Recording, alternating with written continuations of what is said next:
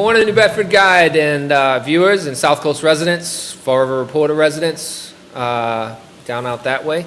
Chris Resendes back after a few months off. I've been really focusing on my real job, which is not putting my ugly mug on a screen weekly.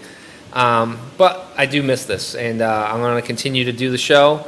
It won't be as often as it used to be, but I will be involved. I will also be doing a lot of the good stuff that I like to do, promoting, fundraising events, promoting good causes, stuff that the New Bedford Guide and Fall River Reporter really lean on for the community. We really try to do a good job to promote goodwill out in our community. But in the meantime, we also try to, maintain our news and opinion, as some will call it, in some areas. Today, a guest that I've had on several times, he's always on the news. If it's not Fox and Friends or national news, or if he's not sitting by the president, he once in a while takes a little time to sit down with me. And we can learn a lot from the sheriff, whether you agree with him or don't agree with him.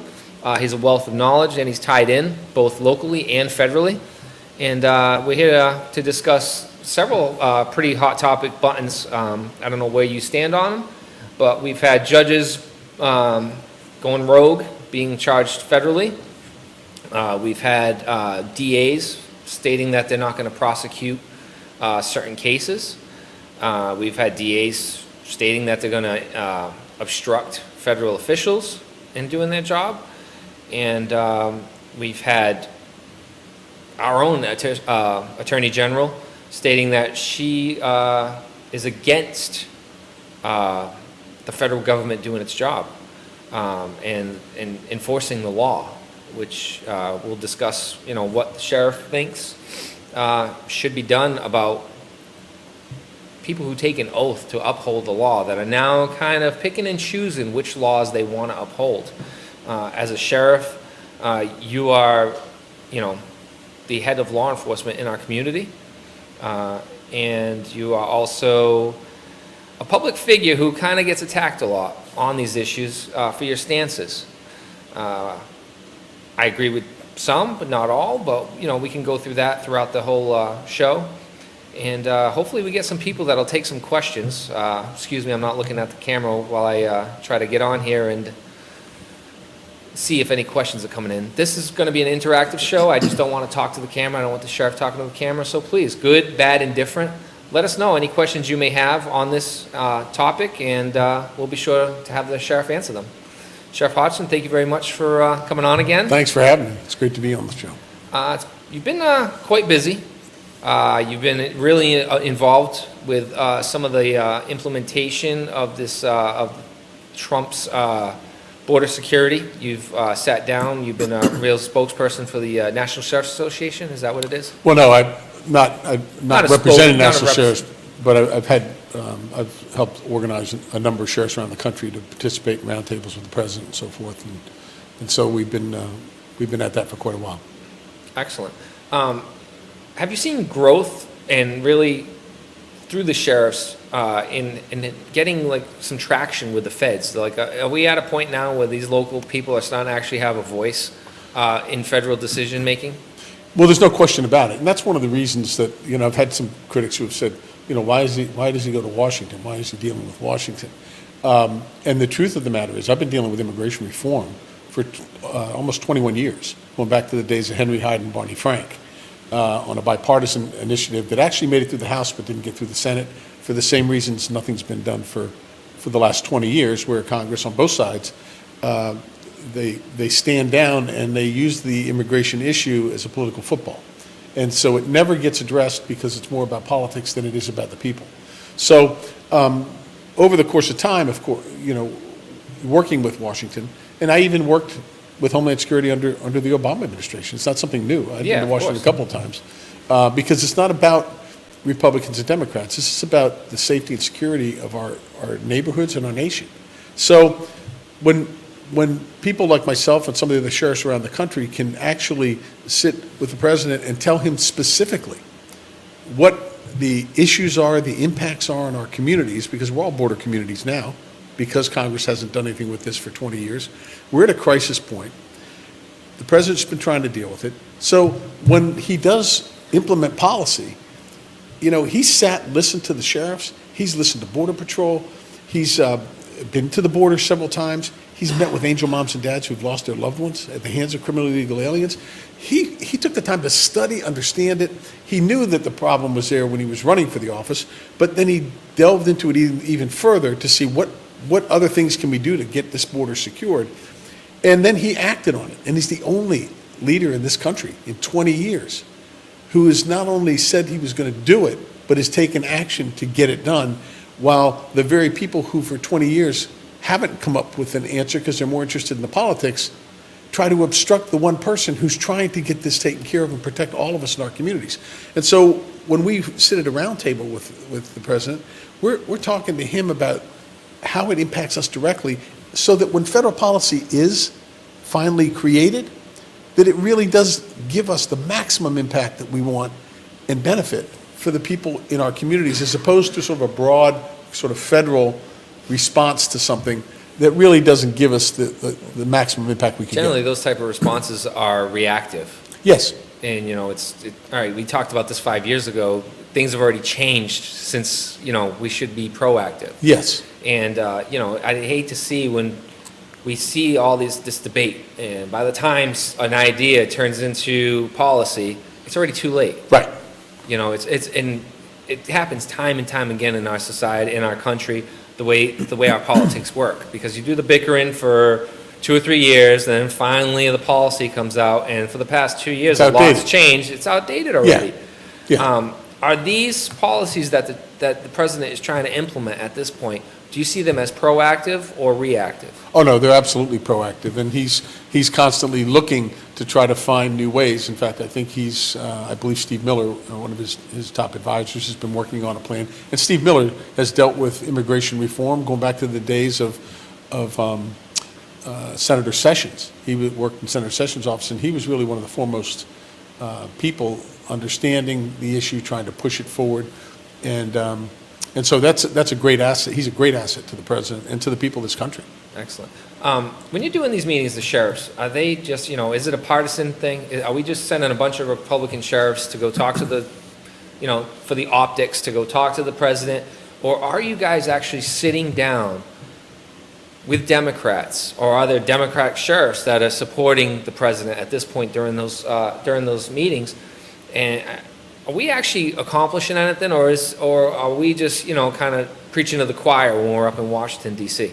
Yeah, we had back in last September, we had about 50 sheriffs that were there at the White House with the president and participated in a roundtable, and they were Republicans and Democrats. That's the great thing about sheriffs. When we do our job, much like law enforcement overall, when you're working with the community, responding to the community, when somebody calls, you don't say, are you a Republican or a Democrat? That'll make a determination as to whether I'm going to respond to what you need. And people don't see sheriffs, by and large, as caught up in the partisan nonsense that goes on, because we're focused on public safety. We're focused on how do we keep the community safe? How do we uphold our oath? How do we work with other communities as sheriffs in our counties to try to create new initiatives, new programs, run the jails and the houses of corrections? So that's really how people view us. They don't view us as sort of always back and forth partisan, and that's how we view each other.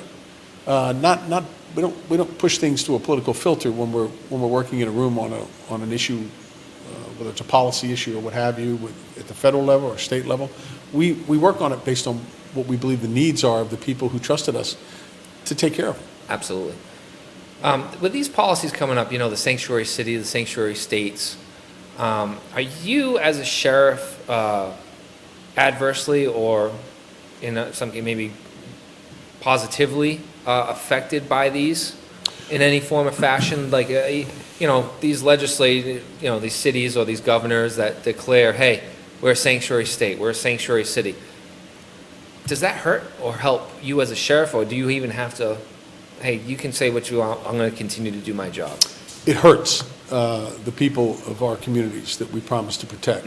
And it does, because the word quickly gets across the border that these are the places to go. And I'll tell you a real quick story. I got a call from border agent out in San Diego back when Deval Patrick was our governor, and he was back and forth. He was on the opposing side when I was trying to get Massachusetts to become a secure community. And so this border agent called me one day and said, "Sheriff, I'm a border agent in San Diego. You don't know me. I just saw an article in I think it was the Boston Herald or Globe. And out here where we are at the checkpoint, we average about 20 illegal aliens that come across our border, and we arrest them on average every day. We can't hold them because we don't have a holding facility, so we take them right to court. They're issued a summons to return to court." He said, "But they never come back to court for the court date." He said, "But that's not why I'm calling you. I'm calling you to tell you that when they get released, the word out here is go to Massachusetts. Because," and here we are, this is San Diego, but the reason they're doing to Massachusetts is because Massachusetts was sending a message, we're a friendly place, hands off. And this is the problem.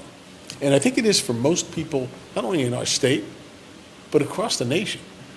We've gotten to a point now where for years, decades, law enforcement's been asking people in our communities, hey, get involved in Neighborhood Watch.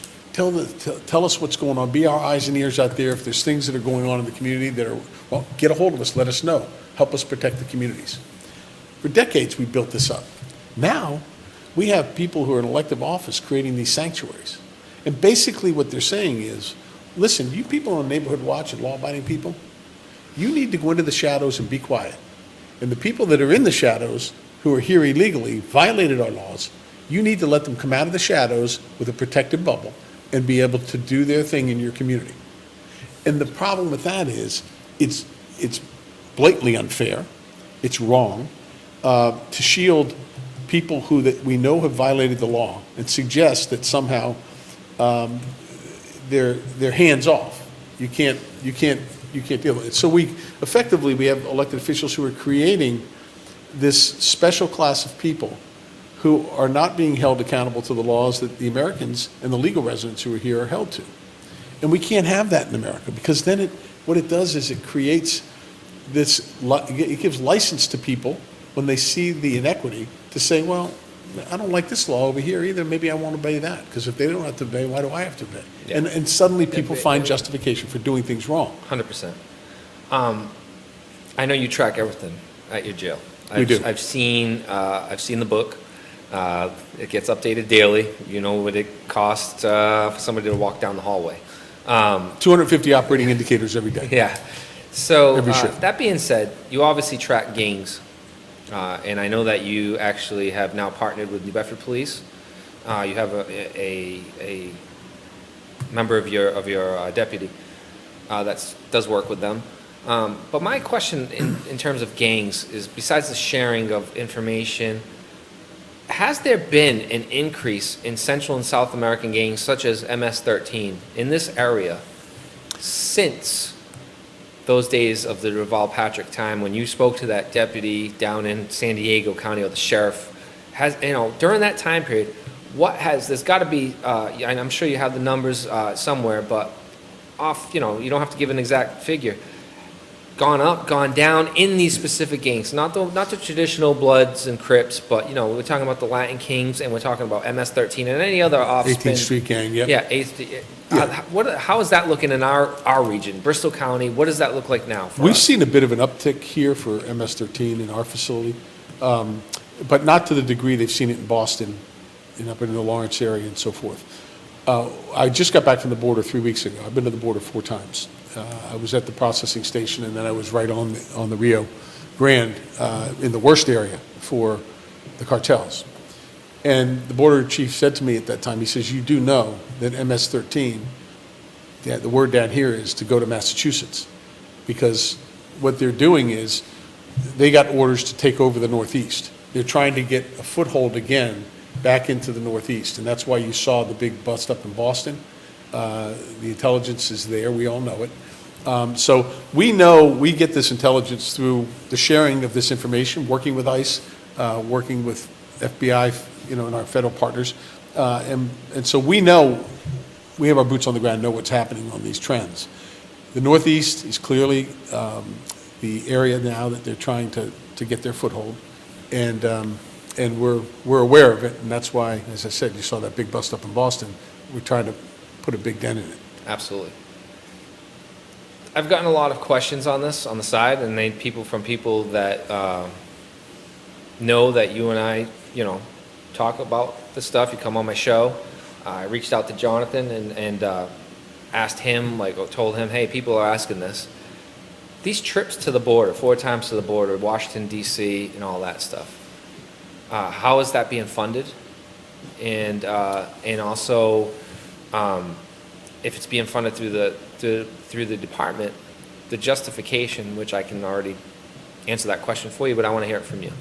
Yeah, some of the trips to Washington are actually funded through an organization called FAIR, Federation for American Immigration Reform, and they fund those as well for other sheriffs around the country. In fact, in September again, we will be doing, every year we do the Hold Their Feet to the Fire, which is sheriffs coming from all over the country. We do Radio Row for 2 days at this hotel with radio stations from all over the country. Members of Congress come there for interviews and so forth.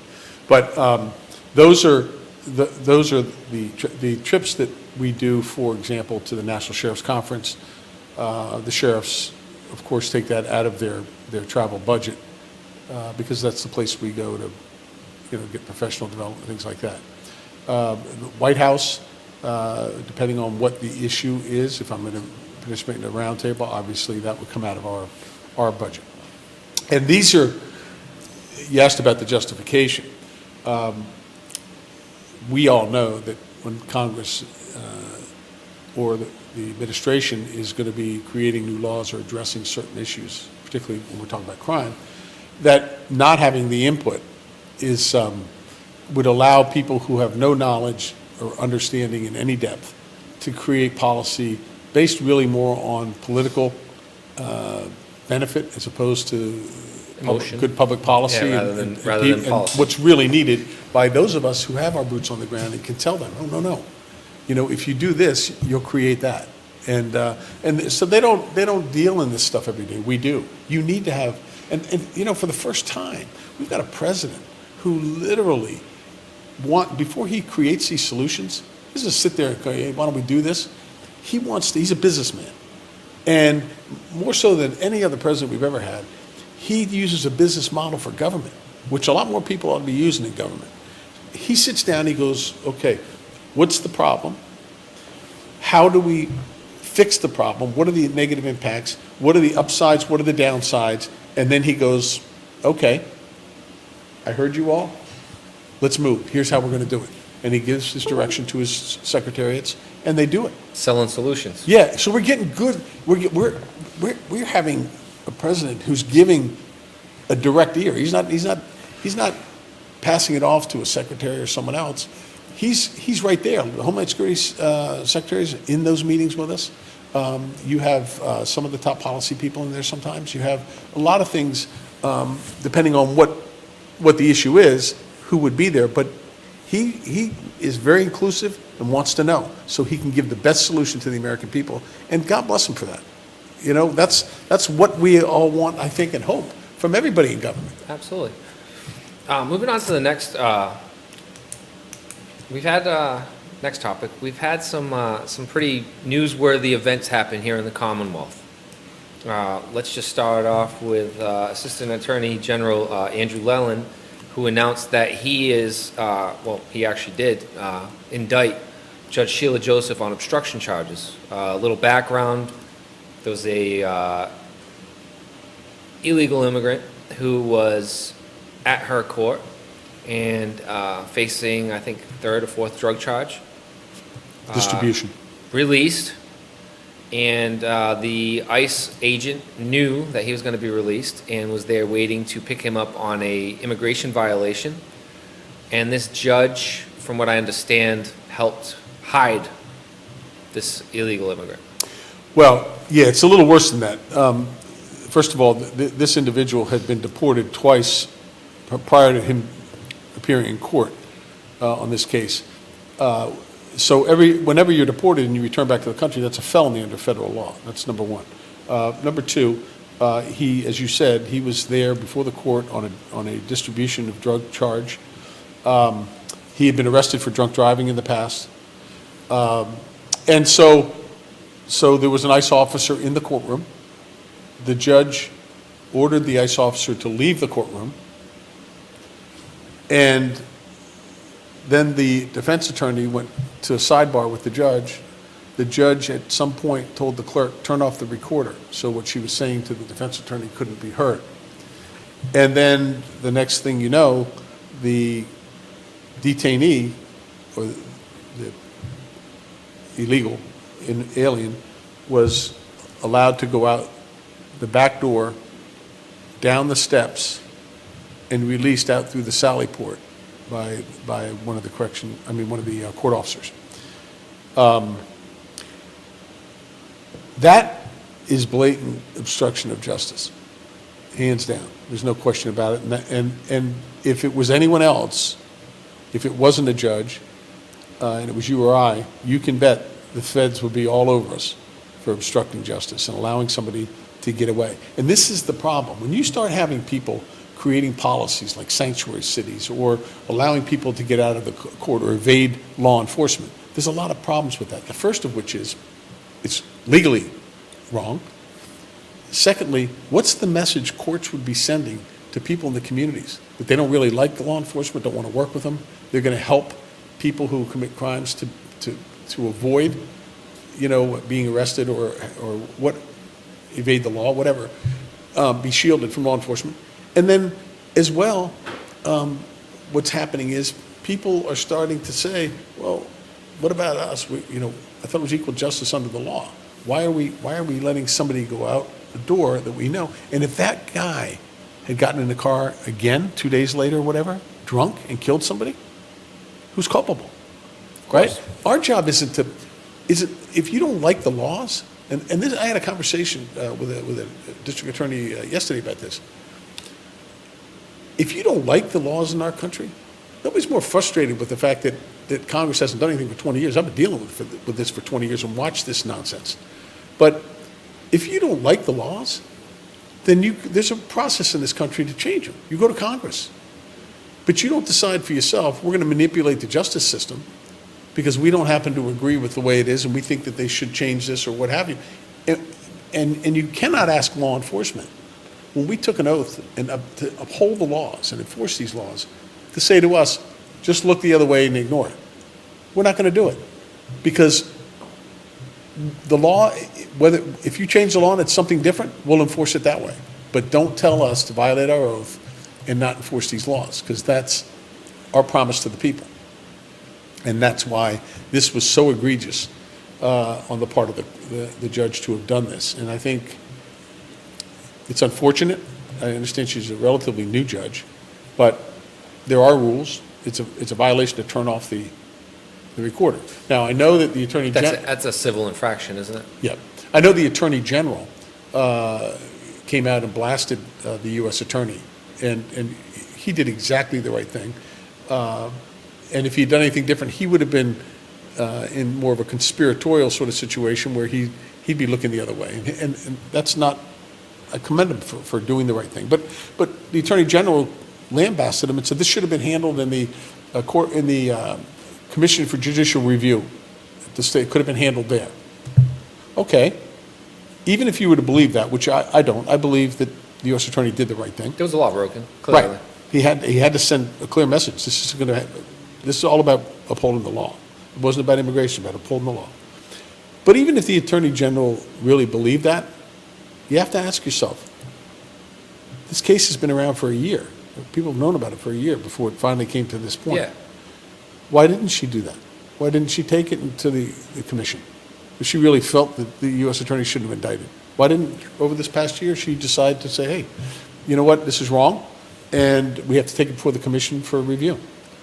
Well, I'm going to tell you why. Because her, along with two DAs, Rollins and Ryan, pick and choose, and they clearly saying they are going to pick and choose which cases they want to prosecute, rather than doing their job and prosecuting everything. Well, and that's again, that's where this subjective sort of attitude that comes along that undermines our whole judicial system. And it's interesting because the Attorney General, when I was down at the border, ironically, she was there at the same time, except she was on the Mexican side, talking to these groups about how they needed to get better legal representation, these people who were coming in illegally, right? The groups that are helping illegals get in. I'm at the processing stations trying to understand how all these people are going to be filtered into our communities across this nation, including New Bedford, and Bristol County and our neighboring counties, and how we're going to deal with this and help to try to stop it, understand the magnitude of the problem. You would have thought that would be where the Attorney General would be to look at it, but as you said, she has a very different point of view about illegals. So she literally was on the Mexican side of the border, offering legal assistance to Mexican and Not offering legal assistance, but offering advice and trying to understand how they could get better legal representation. Otherwise known as legal assistance. Yeah, well, yeah, I suppose because she's an attorney, yeah. But meeting with these groups and so forth, as though, we're doing something wrong. And that's the problem. I think the American people have gotten to a point now, so wait a minute. We have so many people that want to come to this country, and we embrace that. I'm the son of an immigrant myself. As am I. So my parents came here, my father did. He came here the right way. And he respected the laws of the United States. He didn't say, I want to come in now, and they said no. And he said, well, I don't really care what your law is. I'm going to come in anyway. We can't have that. And if you think about this for a second, the fact that we had 100,000 people, these are the ones that were caught by Border Patrol. 100,000 came through during the month of March on the southern border. Of those 100,000, that's 4,000 more people than the city of New Bedford, total population. And my question is, and this is only 1 month's worth, how many New Bedfords exist in the United States where they're sitting idle with vacant homes, hospitals, police department, fire departments, grocery stores, waiting For all these people to come in and create this new city? The answer is none. So the question is, where did the 100,000 people go just in that 1 month? Well, so they came to neighborhoods all over the United States. And these are neighborhoods that have controlled growth based on their populations and projections for future growth. And so you can imagine the strain it's putting on our system. Yeah. And this is why immigration has always been something that we've had to control with laws that reflect what our economy is at the time. Sometimes we have to back off the numbers. Sometimes, like, for example, after World War II, the president said, we're not going to allow any more illegals to come in, and we're going to reduce the numbers of how many can come, because we want our soldiers, when they come back from the war, to have an opportunity to get a job. Absolutely. Okay, and that's normal. So that's how the immigration system's always worked. Now, open borders. But we've talked offline, and you do understand that there are people that are legitimately fleeing violence. There are. Looking for a better, my parents came to this country for an opportunity, Right. and your dad came here for an opportunity. Yes, they did it the right way. We're going to just, preface Right. it with that. But these people are looking for an opportunity, they're looking for safety, they're looking for liberty, they're looking for justice, stuff that places like El Salvador do not have. Now we're seeing the socialist uprising in Venezuela. A lot of those people are starting to filter through Brazil and now coming up this way as well. So there are legitimate people trying to, use the asylum system, which we can fix a little bit, that needs to be fixed. And there are legitimate people coming through. And I think that a lot of these people that are legitimate are being hurt by the illegitimate people. Right. That's a great point. So in order to get these, for these people that say, hey, they're fleeing violence, hey, they're here for an opportunity, I'm all for it. If you're, I'm the type of person, I don't care if you're white, black, Democrat, Republican, if you're a good person, Right. you keep your nose clean, you go to work, and you try to get better tomorrow than you were today, dude, I'll stand beside you anywhere you go. Right. Anywhere. But you're hurting those people. These illegitimate border crossers that are now the president saying, I'm shutting down asylum, I'm changing the rules. They're actually affecting the legitimate people. Not all of them are coming here because they're fleeing violence. Most of them aren't. They're not, okay? Right. And if they were, there were places in Mexico that people are staying. A lot of these people at the border now are not Mexicans. Right. They're El Salvadorians, and a few other of the, South of Mexico countries. And the Mexicans are now offering them asylum there. So they're just saying, you want to know what? We're skipping your asylum. We're going to a better asylum. Right. So these people that are saying, hey, but they're fleeing violence, but they're looking for a better opportunity, I am with you. I promise you I'm with you. My parents did it. My own parents. My whole family. I'm a first-generation American along with everyone in my family that's my age.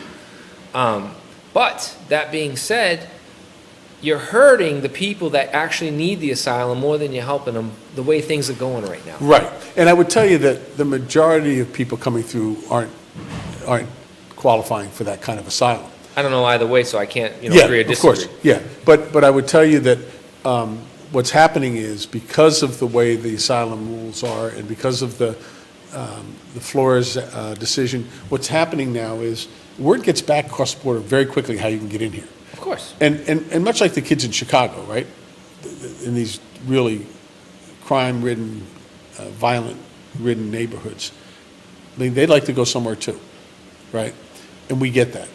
And we should create as safe of an environment for people as we possibly can. So those who legitimately meet the asylum criteria, we want to embrace them and bring them in. That's not the problem. Where the problem is you have, for example, these family units. Under the Flores decision, if you and I come in with a child, it may or may not be our child, right?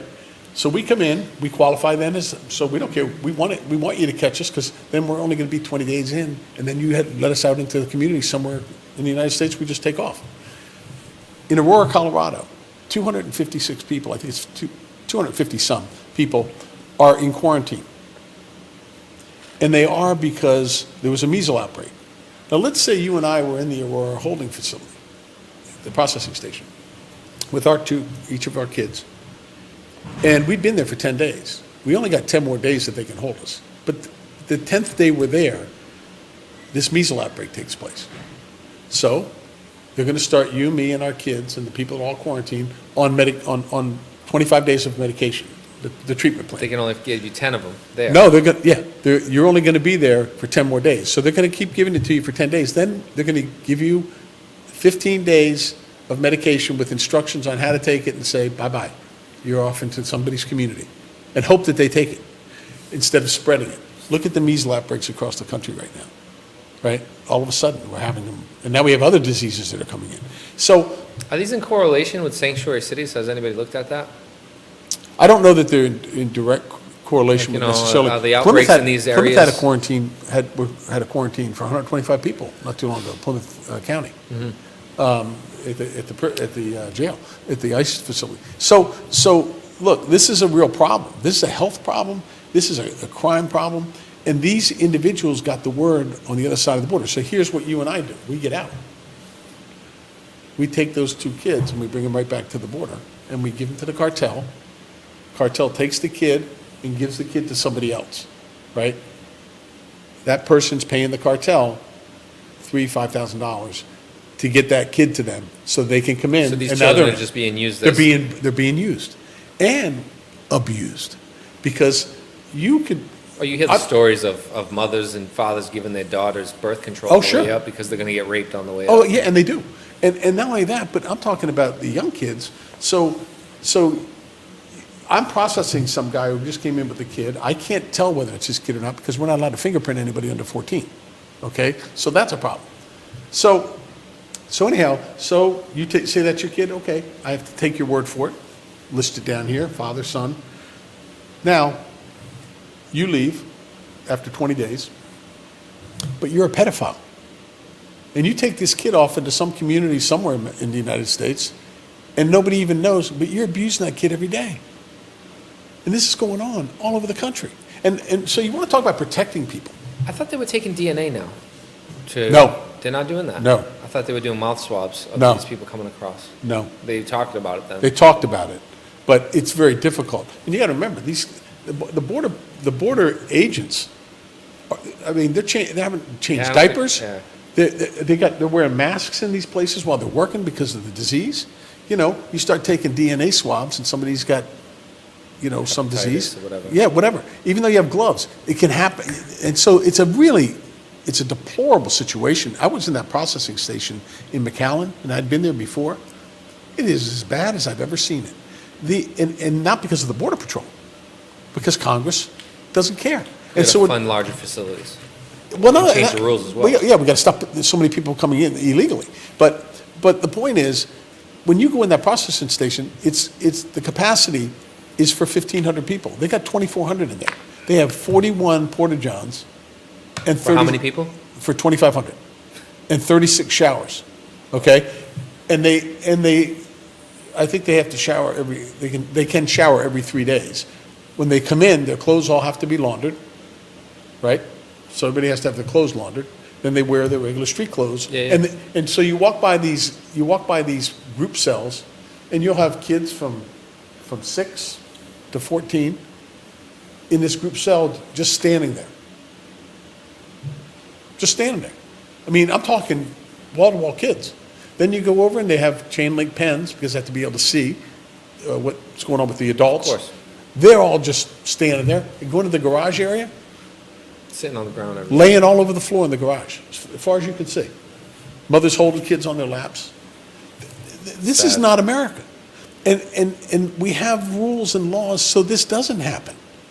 That's why we have these laws, so it doesn't happen. So that these people, whether they're coming here trying to get a job or whether they're coming here to start a drug trade or whatever they're doing with the cartels, human trafficking, sex trafficking, whatever, the point is, we shouldn't be in this situation, and it's a crisis right now.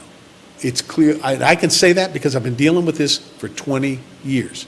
And, I mean, we developed programs over in the Azores. We helped the Azores develop these transition houses in 3 different islands. My cousin was in one of them. Yeah, so, so they could assimilate. So the point is, there's a way to go about this. But the fact that Congress, this is the most shameful part of all of this, that Congress knows angel moms and dads have lost their son. They'll never see a wedding with their son, a baptism of a grandchild. They're not going to enjoy any of that because their son was killed by a criminal illegal alien. And there are thousands of them across the country dealing with this. Every day, and there'll be one today, and there'll be one tomorrow. And every day you read about somebody else being killed. How do you think it would make you feel as a dad that for 15 years Congress has refused to deal with this issue? Your kid's life didn't matter. You don't want anybody else to go through it, so you try to advocate and try to push this along to get some changes in the laws. And Congress just doesn't care. They don't care. So when this person dies today, as a dad, you go, my kid didn't matter, and neither does this one. And the one tomorrow doesn't either. And these are the people who are supposed to be protecting us and representing us and making sure some other family doesn't feel this pain I have to deal with every day. Yeah. And so that's the real tragedy of all this, is that while people in their communities are struggling and trying to figure out how do we deal with this, and the courts and everybody else, the people that are getting in the way, the scapegoats that are causing all this, are the members of Congress on both sides of the aisle for turning a blind eye and a deaf ear to the people they promised to serve. Knowing the opioid crisis was getting worse, mothers and fathers maybe go to their adolescent kids' room to wake them up because they're running late for their job or whatever, and they're not waking up. They're dead because of the opioid crisis.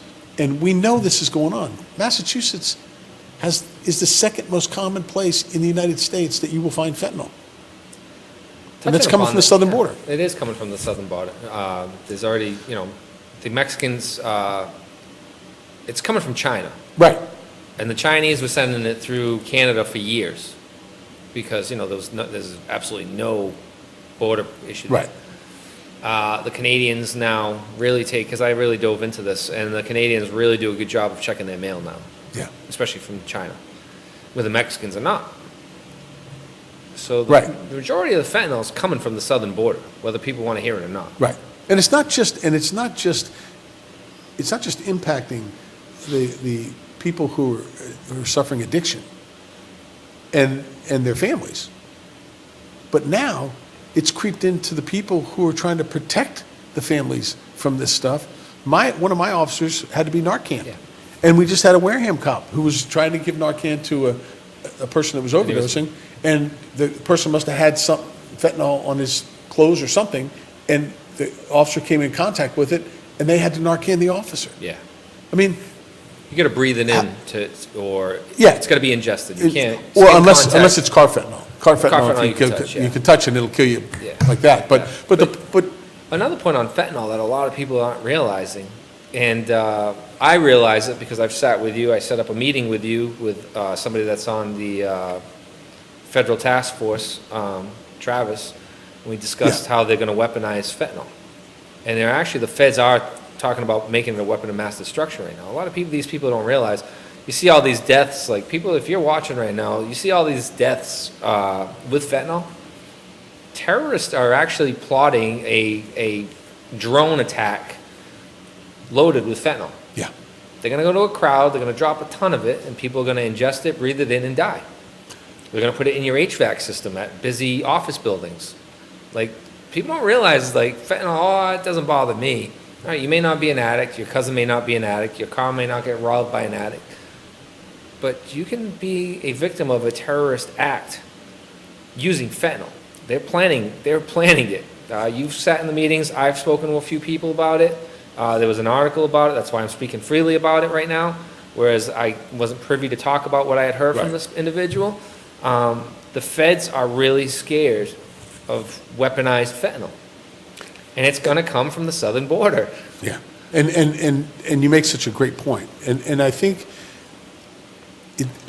all of the things that have happened and the crisis that we're facing now in so many fronts, I'm hopeful, and particularly through shows like yours, Chris, you do a great job of getting the word out there, that people are really going to start paying attention and go, you know what, we can't stand idle anymore. How do we, and this is a question I ask often, how could we stand idle and know that 10 years from now, it'll be said of us, when we knew things were bad and getting worse, And we stood down and did nothing for our kids and our grandkids.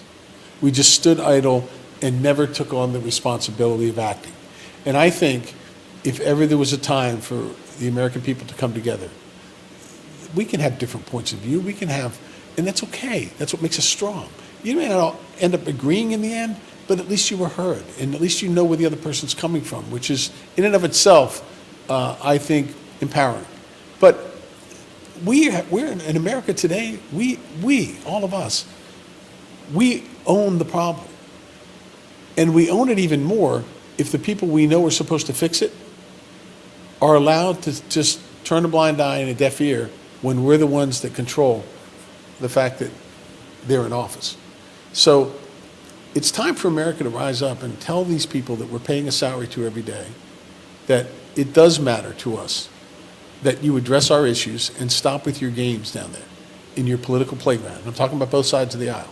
Enough with the political games that have gone on year after year over here, people on the outside of the Capitol that you're supposed to be represented saying, hey, I need some help over here in my neighborhood. I need this, I need that. And you could care less because you're more interested in figuring out how am I going to position myself against the other party so I can get more power and make sure that we dominate the landscape there. 100%. We got the bulldog that you brought with you. Yeah, You're out of here at 11. We We got 8 minutes. I want to talk about two subjects. Sure. One of them being prisoners voting, which Senator Bernie Sanders brought up, and a couple of people have agreed with him on it. A lot of people have disagreed. I think 75% of the voting public said no way, including not just people that have served their time, but we're talking about people behind the wall. 1 minute on what it would do to you to have a voting day at the jail, and two, your thoughts on it. Well, first of all, it would create an internal problem because you have some inmates that would be trying to leverage other inmates to vote a certain way, and if they didn't, they would be putting pressure on them, and there would be deal cuts and all these things going on back and forth. So the system itself would be manipulated. and maybe even become a more dangerous situation. But more to the point is that if you violate the law and you're not allowed to be out in society because of that, you don't have a right to exercise the Second Amendment, to carry a firearm in a prison. Okay, there's certain rights that you're going to be denied, and one of them happens to be the right to vote. And it ought to be that if you want to participate in society, conform to the rules, leave your neighbors alone, and help to keep order in society. If you can't do that, and you want to break the society down that we're trying to build up through voting people in to make our country stronger, then that's a privilege you lose. And that's as simple as it is, and should be, in my personal opinion.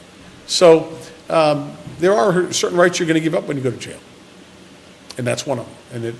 And it shouldn't be it's a privilege, but it's a privilege that comes with being accountable as a good American to do things to lift up your community, not to tear it down. 100%. Last thing, 6 minutes to go. We're going to do it in 4. Yeah, right. DA Rollins, I'm on our website, Rollins 4 DA, the number 4, if you're interested. Charges to be declined. New on our webpage. Herself and DA Ryan, and I think a few other people are talking about this, about not prosecuting or not even charges for which default is to decline prosecuting and blah, blah, blah. And what they're saying is that you're going to get arrested for this list I'm about to say, and they're not going to prosecute you. Trespassing, shoplifting, larceny under 250, disorderly conduct, disturbing the peace, receiving stolen property, minor driving offenses with a suspended or revoked license.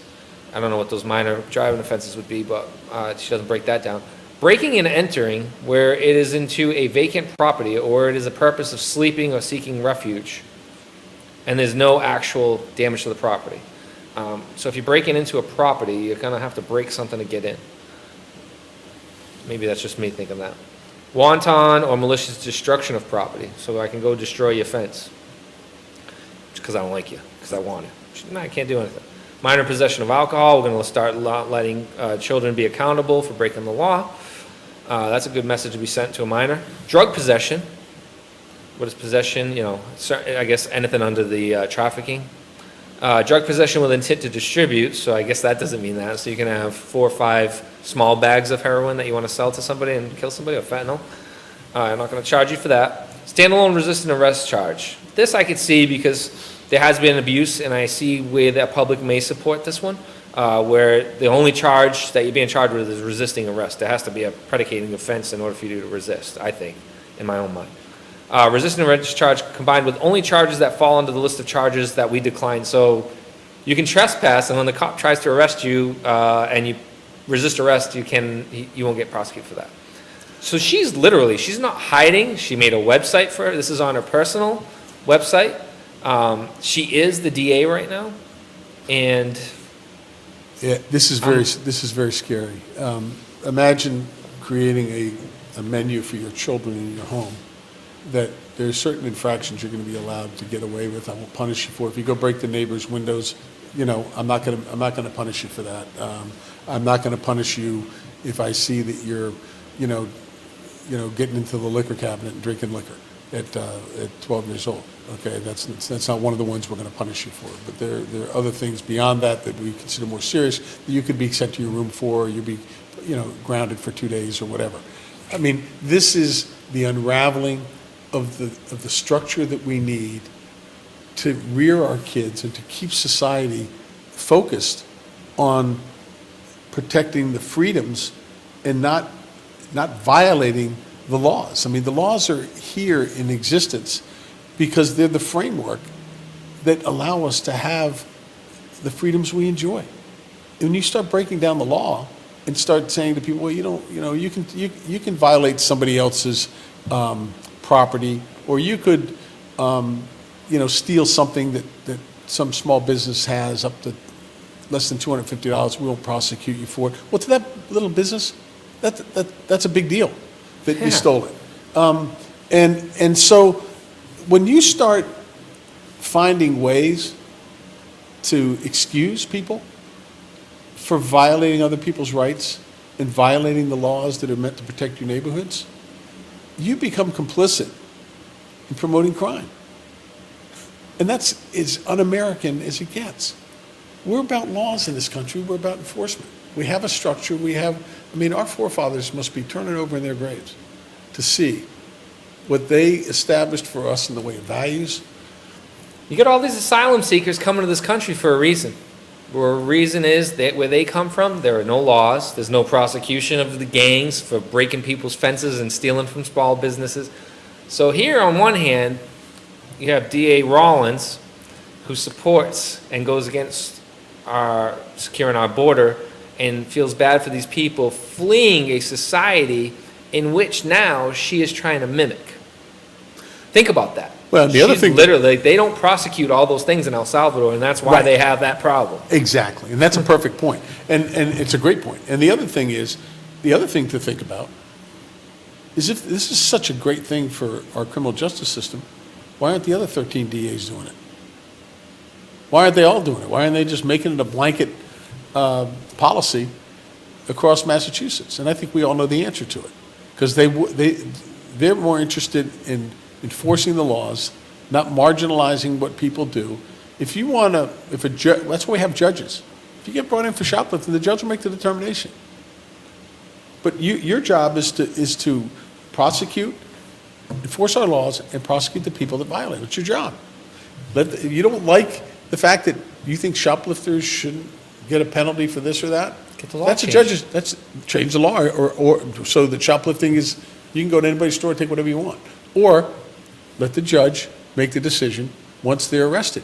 But for you to say we're not going to prosecute, they were arrested by the police. What are the police going to do now? They're going to say, well, I'm not going to bother arresting this person because the DA is not going to prosecute. So let him go. So we won't even bother with it. So then the attitude is, if I'm a shoplifter, hey, they're not going to bother me. What do I care? The cop's not going to arrest me because the DA's not going to prosecute. So it's worth me trying. I'll go steal an outfit a day from Macy's Yeah. or from a small boutique. Of course. You make the perfect point, because, people, they're going to steal from Walmart. No. I personally just left a small business in downtown New Bedford. Downtown New Bedford has no Walmarts, Right. has none of that stuff. It's all small businesses. If I go in there daily and steal $249 worth of stuff, Right. that business is going to shut down. Right. And why would the police waste their time arresting you if They know they're not going to prosecute. and they're not going to prosecute? 100%. So it's excuse the term, but it's moronic. And I think most people in Massachusetts, and frankly across the nation, I think they're probably laughing at us, saying, "Are you kidding me? You got people in district attorney's offices who are saying that they're not going to prosecute people for crimes and give them license to go do it and undermine the police, who basically are going to see that as it's a waste of time. I'm going through all the report writing, get this person arrested, and the DA is not going to do anything with it." I don't know where she covers, but I think Suffolk. Suffolk. So that's That's a big county. That's a huge county. Is that? No, that's not Boston. That's not Newton, is it? I don't know. Brookline, any of those I don't places? think it's Newton. But I gotta imagine the people in Newton or Brookline watching people kick their fences down and destroying their property, being too happy about it. But Boston, that whole area, Cambridge, all that. Jonathan's gonna yell at me. We're 2 minutes over. You gotta go. Thank you so Yes, much. sir. Yeah, right.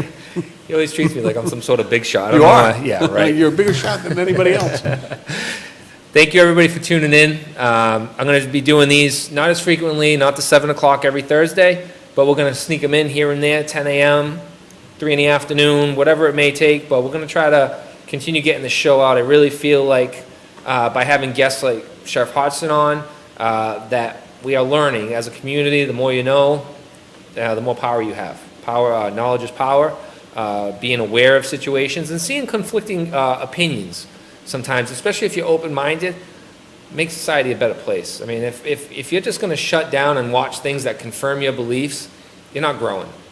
But if you're going to sit down with an open mind and listen to somebody who you say, I want nothing to do with that, but really process what that person is saying, you will grow, I promise you.